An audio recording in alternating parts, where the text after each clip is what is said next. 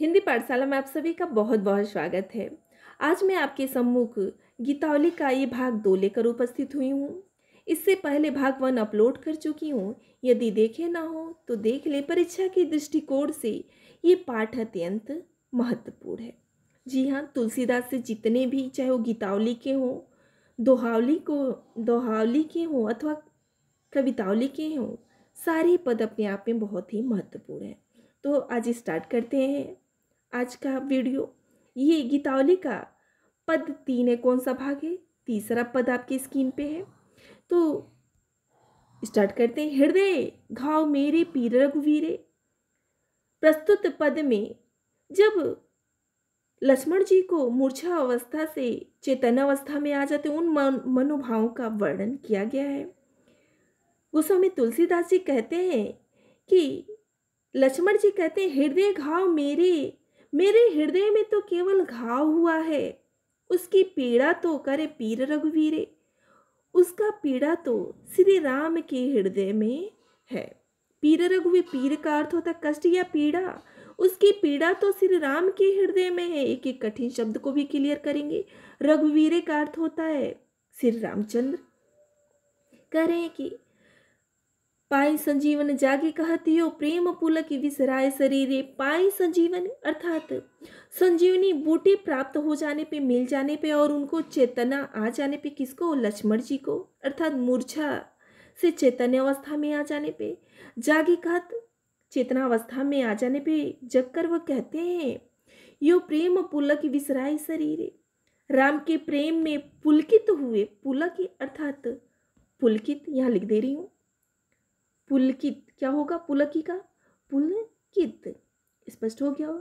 पुलकित हुए उन्होंने अपने शरीर का अर्थ होता है शरीर, तनिया शरीर की। विसराय अर्थात शुद्ध बुद्ध क्या कर दी है? भुला दी है। वे कहते हैं कि मोई कहाँ पूछत पुण्य पुण्य जैसे पाठ रत चर्चा। यहाँ कोरे ने कीरे होगा, कीरे करे। मोई कहाँ पूछत, मुझसे आप लोग बार बार पुनि पुनि अर्थात बार बार क्यों पूछते हैं? जो पूछना है प्रभु श्री रामचंद्र से पूछ लीजिए, क्योंकि आगे करें जैसे पाठ अर्थ चर्चा कीरे, अर्थात जैसे तोते से पाठ की अर्थ की चर्चा करना व्यर्थ है। अर्थ अर्थात अर्थ, चर्चा करना व्यर्थ है, क्योंकि तोता तो केवल एक ही, कह रहे तोता तो केवल एक ही पाठ को रट लेता है, किंतु उसके अर्थ उसका स्वामी ही जानता है। तो ध्यान दीजिए, यहाँ कीरे अर्थात कीरे, लक्ष्मण जी स्वयं को तोता कह रहे हैं और स्वामी अर्थात प्रभु श्री रामचंद्र जी को कह रहे हैं। स्पष्ट हो गया होगा। आगे कह रहे हैं, पुनः ध्यान दीजिए। शोभा सुख क्षति लाभ, लाभ होगा। लाभ भूप कहे केवल कांति मोल हीरे शोभा। यहाँ हीरे के विषय में कहा जा रहा है कि जो हीरा है, हीरे की शोभा सुख लाभ और हानि तो भूप का अर्थ होता है राजा। भूप का क्या अर्थ होता है? राजा। अर्थात यहाँ तो केवल हीरे की शोभा सुख लाभ और हानि तो राजा को ही होती है। हीरे की अपनी तो केवल क्या होती है? केवल कांति। कांति का अर्थ होता है चमक। हीरे की तो केवल अपनी एक कांति होती है, अर्थात उसका अपना एक कार्य मात्र होता है चमकना।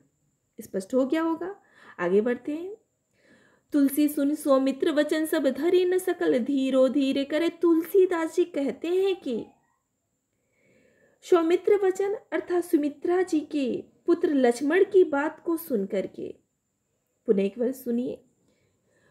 तुलसीदास जी कहते हैं कि सुमित्रा जी के पुत्र अर्थात लक्ष्मण की बात को सुन के, सौमित्र वचन, सौमित्र किसका है? लक्ष्मण जी की माता का नाम है। सुमित्रा जी की पुत्र लक्ष्मण जी की बात को सुनकर के स्वयं धरि न सकत धीरो धीरे, स्वयं धैर्य भी धारण नहीं कर पाता।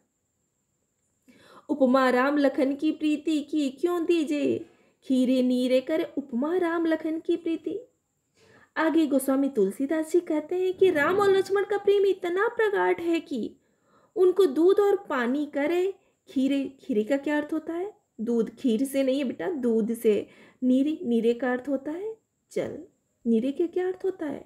जल।